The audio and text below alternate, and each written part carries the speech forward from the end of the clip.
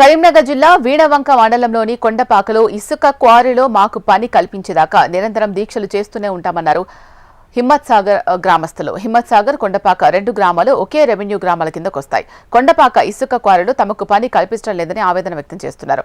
నెల రోజుల నుంచి నిరాహార దీక్షలు, భిక్షాటనలు, రోడ్లపై వంట వార్పులతో ప్రత్యేక నిరసనలు చేపడుతున్నామన్నారు.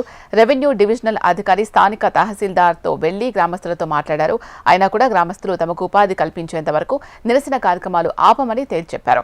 అధికారులు స్పందించకపోతే ఆమరణ నిరాహార దీక్షలు చేస్తామంటున్నారు హిమ్మత్ నగర్ గ్రామస్తులు. ఈ రోజు వరకు 27 రోజులు గడిచింది. మరి మేము పోరాడేది ఇంకా 10 రోజుల నుంచి కూడా మేము అందరికీ వినతి పత్రాలు ఇవ్వడం జరిగింది.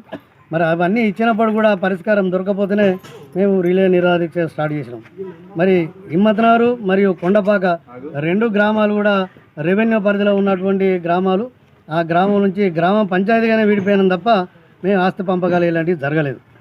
ఆస్తి పంపకాలు మా గ్రామం కింద చూసినట్టయితే 60 ఎకరాలు 65 ఎకరాలు గవర్నమెంట్ ల్యాండ్ ఉంది. మరి వాళ్ళ దగ్గర కూడా ఉంది. అక్కడ వాళ్ళ పరిధిలో ఉన్నట్టు వాగు కూడా ఉంది. ఇవన్నీ ఉమ్మడిగానే ఆస్తులు ఉన్నాయి తప్ప పంపకాలు అనేవి మాత్రం జరగలేదు. అయినప్పటికీ ఈరోజు అవసరం పడ్డది. కనీసం ఒక ట్రిప్ ఉసుక తెద్దామంటే కూడా మాకు అవకాశం లేదు. మరి ఇలా ఉసుక లారీలు నడుస్తూ ఉన్నాయి.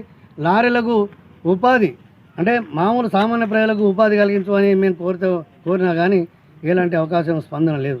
మరి అధికారులు కూడా వాళ్ళకే తలొగ్గి వాళ్ళకే వత్తాసు పలుకుతారు తప్ప మరి మేము న్యాయం చేయమని చెప్తే ఇంతవరకు కూడా దానికి ఎలాంటి పరిష్కారం దొరకలేదని ఈరోజు మేము మీడియా ముందు చెప్పడం జరుగుతుంది.